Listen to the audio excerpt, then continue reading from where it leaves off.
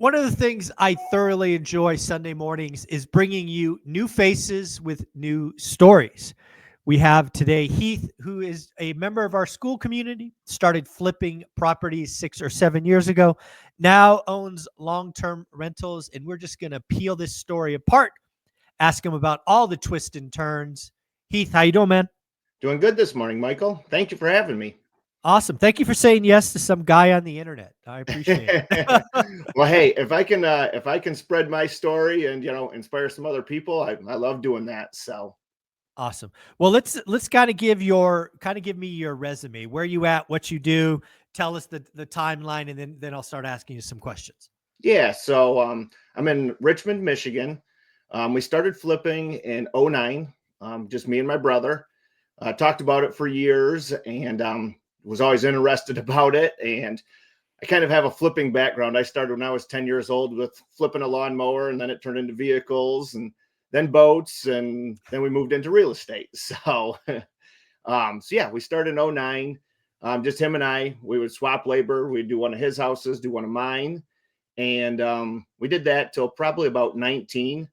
Okay. And then we decided that, we didn't really want to hire people and grow because we tried that early on and it just didn't work out. And we kind of had a limited mindset. Mm. So in 2020, we started watching videos, YouTube channels, growing, learning. And we did that for about 2 years. And I think in 19, we started bringing a crew on. We had about 5 guys. So we started growing that way. And about 2 years after videos, I told my wife, I says, I want to try this rental game. I think that's where we need to go. And she goes, okay, well, let's try one. I said, okay. So I bought a fourplex. And before we even had that one done, I got approached by another investor, a 16 single family portfolio. Oh, nice. And so I brought that to her, and she said I was crazy. well, so we, after some long discussions and stuff, we did that deal, and ever since then, the last couple of years, we've loved rentals. We still flip, but rentals is going to be our long-term game. Well, yeah, I think one of the things we'll get into and probably hit multiple times, and we should, is long-term landlording is where wealth is truly built. Flipping is a job. It's active income.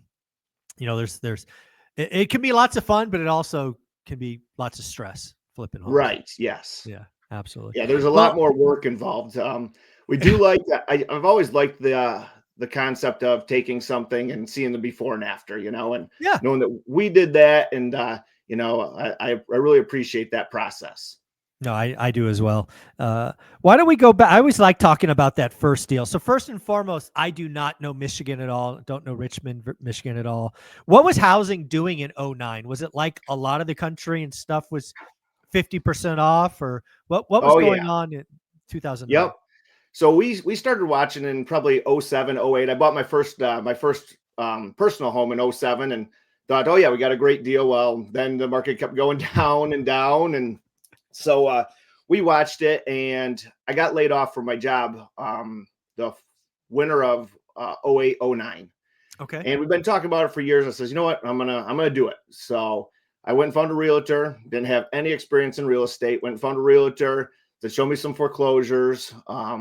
We spent a couple days going around looking at some properties, and back then, I mean, you drove down the street and every other house had a for sale sign in front of it. They were all for sale. So I bought one in a town a couple miles from right next to our house, and I did that one all by myself. No experience. I never even painted a wall before that. And did that one. Took me 4 weeks, and I made $14,000. Wow. And, so let's paint the picture. This is '09. Everything's foreclosures. yep. You went through a lot of properties. If you did this in 4 weeks, I'm guessing paint, carpet. I redid it was all new doors and trim. It was a whole new kitchen. Oh, wow. Yeah. Yep. It was a bathroom. Yeah, we didn't have to do windows, siding, nothing like that. But inside, we redid the whole inside. Yeah, you were humping it. That's a lot of work for 4 weeks. So that's Now the quality of the work back then wasn't the best. I feel bad about that now, but at the time, it came out very nice. And yeah, that $14,000 got me hooked, and I thought, wow, this is great. I love it.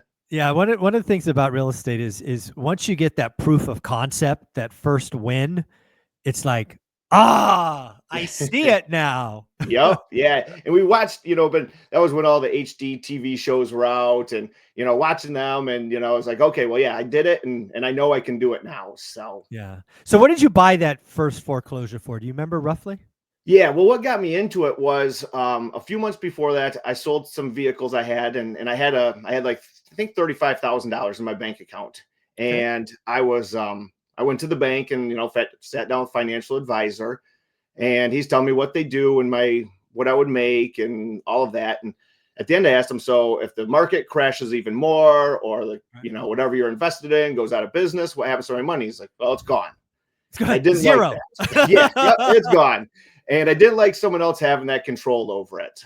Yeah. So that's why I took that money. And that first house was, I think, about 32,000 I paid for it. Okay. So that's where I came up with. I was self-funded. I used my own cash. I Yep. went to Home Depot, Lowe's, opened credit cards, Yep. and that's where I got my supplies. And yeah, that's how it first started. Yeah. So you charged all the repair work or all the supplies anyway. Yep. And 30 days later, you sold it, paid off all the credit card, and not only put the original 32K back in your account, but then 14 grand on top of it. Right. Yep. Yep. So I took that and I went and bought two more. Of course But you this did. time I had to go back to work. So I bought two more and I hired three guys to work Okay. on them. And it took them all summer. And that fall, we sold both properties. And at the end of the day, I lost $3,000. Oh, So that's where it came into. I says, well, it doesn't work hired other people. I just got to do it myself. And yeah. my brother was graduating college at the time, Okay. and he was realizing that you don't graduate college and just go get a great paying job. It was, Yeah.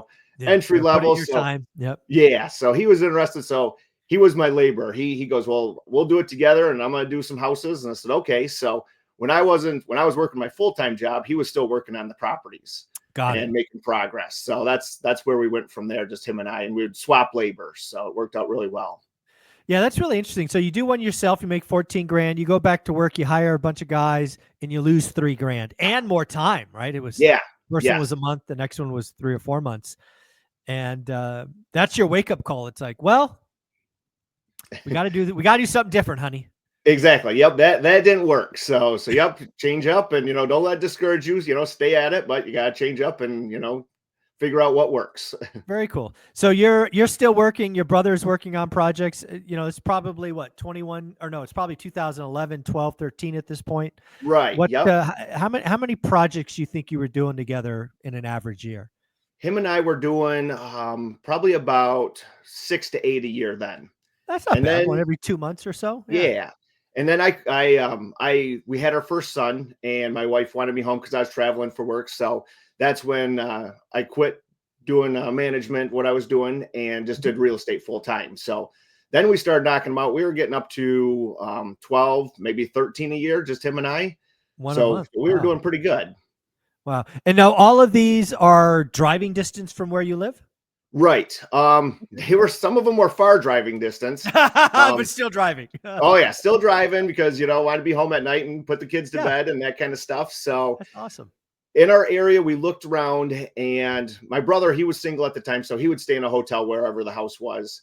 But for me, it was, I mean, some of them were 2, 3 hours one way, so I would spend a Yeah. ton of time in the vehicle. I was putting 50, 60,000 miles a year on. Wow. But if I could drive and I could make 4 times the amount of money, well, it made it worth it. It was just part of the job. Yeah. How many successful flips do you think you had completed when the wife and you talked about quitting and going full time? How many do you think you had done roughly? Oh, we had probably done 15 or 20 at the time. And you only lost money on those first the two with the other crew?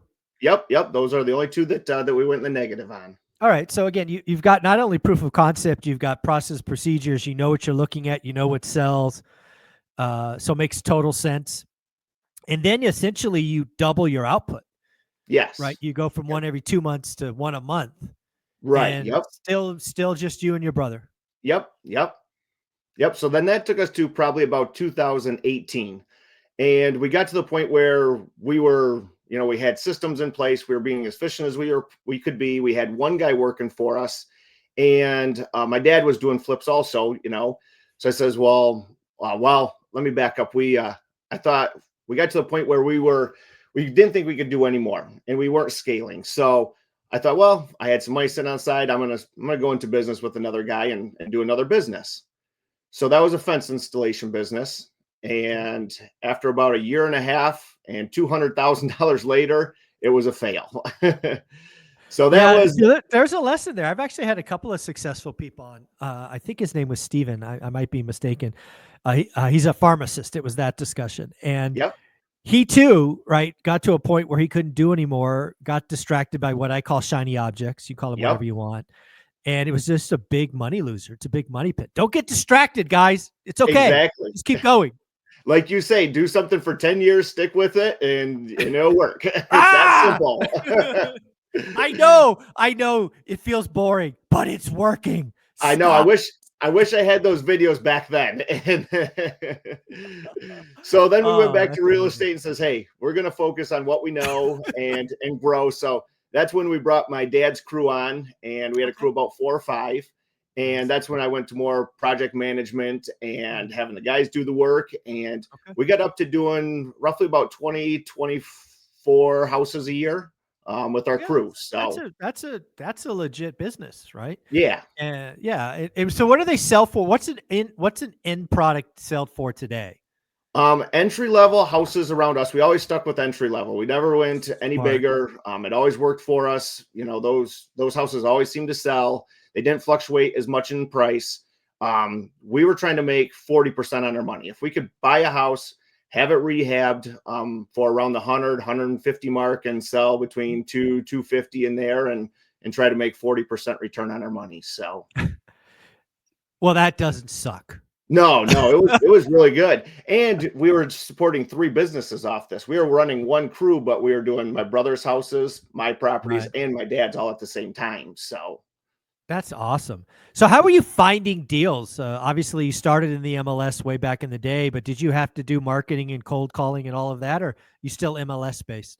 Nope. We started with MLS right off the bat, and then within the first year, we switched to auctions. My dad got involved, and that was part of the team and part of the crew, and that's what he did. He did all the buying. He played on the computer on all the auction sites and just threw ridiculous bids out there, and we got those ones that slipped through the cracks, that were really good buys.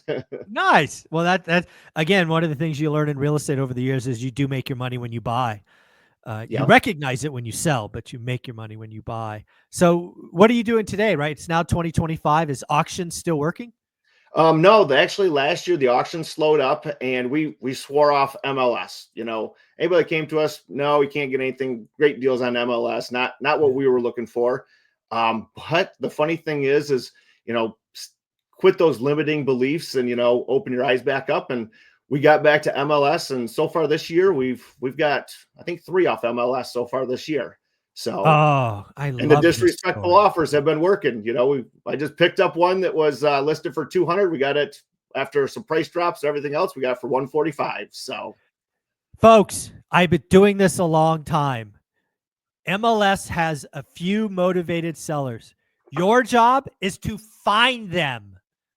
Yep, and that's what it is, and that's what we've listened to you, and that's what we focus on. The ones, that they're split up and they just need to sell and just get me what I owe on it. I'm looking at a 4-plex right now that the mom passed away and the kids inherited it, want nothing to do with it, and it needs some work and just want it gone. Just give us any offer, and that's the stuff. The people that have to sell, those are the deals.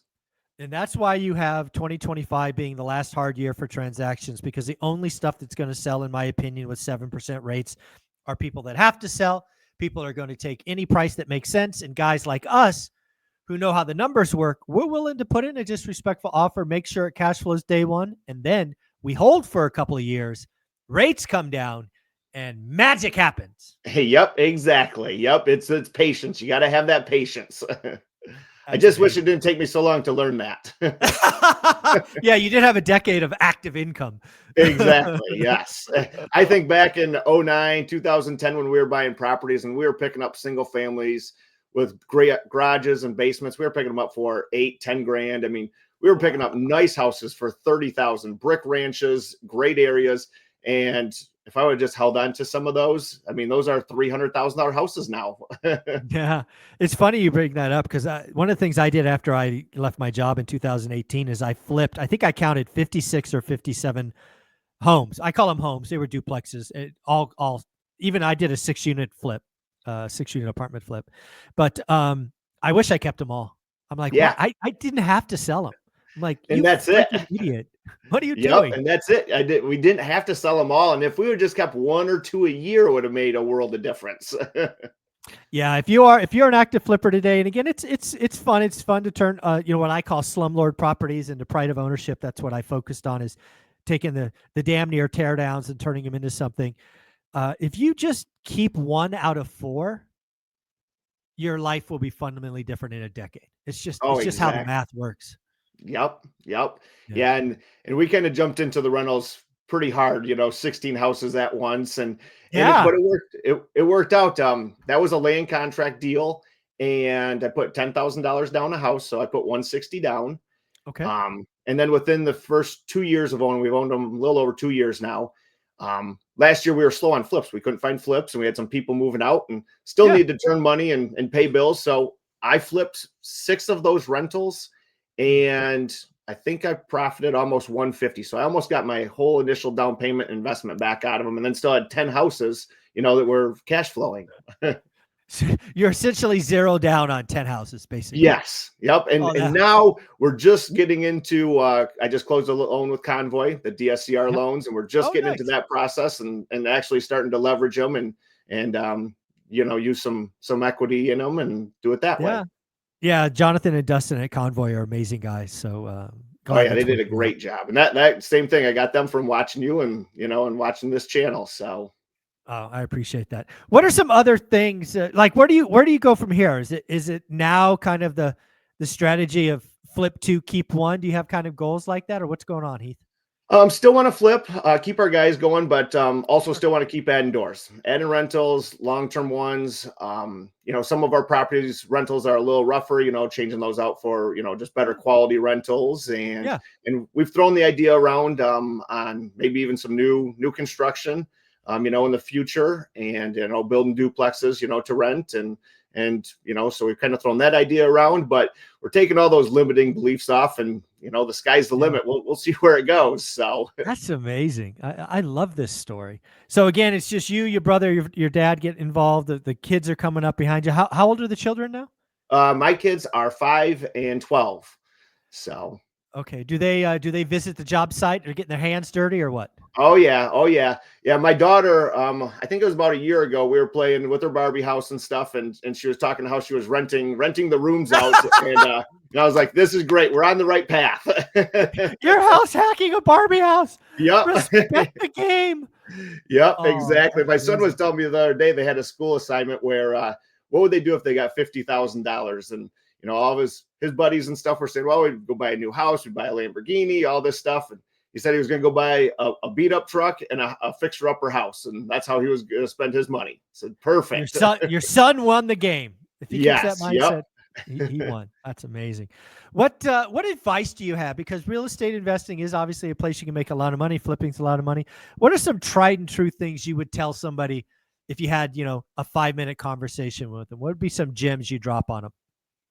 Learn knowledge, put the time in, do your research, just learn the background before you try to jump into it. And work on building your team. Team is a big thing. Networking, when we were doing houses ourselves, we didn't network at all. It was just us. We didn't have time for anybody else. It was just us working on it. We got to get them done as fast as possible. And you learn there's a lot of people out there that can help you along the way, and make you grow that much faster. I have a mentor now. The guy that I bought the 16 houses off from, that portfolio, he become my mentor. Nice. And yeah, so find a mentor, put the effort in. Don't just jump in and with no experience, take your time. Yeah, what I would tell someone kind of on that lens is back to your very first one is at some point you got to pull the trigger, but don't risk don't risk it all, right? Focus on the proof of concept. Yes, right? yes, Get and to the don't end. stretch a deal. Always. Yeah. I always play stuff on the safe side. If I think it's gonna, this is my rehab budget, I add a little bit, and I'm always usually right on, or because there's always stuff that's gonna come up, and Always. even and try to take the emotion out. You see a house, you fall in love with it, you want it, but stick to your numbers. If the numbers don't work, don't do it. Oh, amen to that. The numbers got to make sense. Absolutely. What about you joined school recently? That's where I found you in there inside Yeah, school. What do you think of that platform? I love it so far. I love the community. Everybody's very friendly, and it's nice just bouncing ideas. I was actually on there this morning right before we got on here, and just helping each other out. And it goes back to that networking and kind of paying it forward. If it seems like that's how it works. If you need help in one aspect, and if Yeah. you go out and start helping other people, that'll come to you. It'll show up one way or Yeah. another. I couldn't agree more. I love the school platform because I can kind of watch it. I'm not even the most active participant anymore, which is awesome. Yep. For the first 100 or so people, I had to keep poking and prodding it now, but now there's 360 some folks in there posting stuff, commenting, helping, and it's just such a positive place. Just Yes. like-minded people going the same direction. It's pretty awesome. And what's nice about it is there's people that are getting their first one, and there's Yeah. people that have hundreds of doors, and there's Yep. there's from one extreme to the other. They're all there, and they all make you feel comfortable. It's not like, oh, it's your first one, you're not gonna get the time of day. Nope, everybody's there for you. Just Everybody's there. Yeah. yep, that's what's great about it. I love it. I love it. Well, Heath, give us some closing thoughts. Wrap this up for folks, and it's been great catching up. Yeah, no. All I can say is, yeah, don't limit yourself. Take those beliefs out of there, and if stuff didn't work in the past, don't be afraid to revisit them, because hey, maybe it will. Something new that you tried a long time ago that didn't work, maybe it will work now, and have a good support system. That's one thing I thank my wife every day. She, if it wasn't for her, I'd be a workaholic, and Mm. I probably wouldn't get to have the experiences with my kids and stuff. And she's the one that grounds me and says, "Hey, this is all great, but spend time with the kids, and I want you home at night." Yeah. Yeah, that's very important for your mental health, and to enjoy this and be able to enjoy it versus it being a job. Yeah. Well, let's give her some love. What's your wife's first name? Jamie. Jamie. Nice job. Awesome. Keep this man grounded. Make sure he's home at night. Tucking the kids in. Let's have some fun. Heath, you're amazing, man. Take care. All right, thank you. Take care. Uh-huh.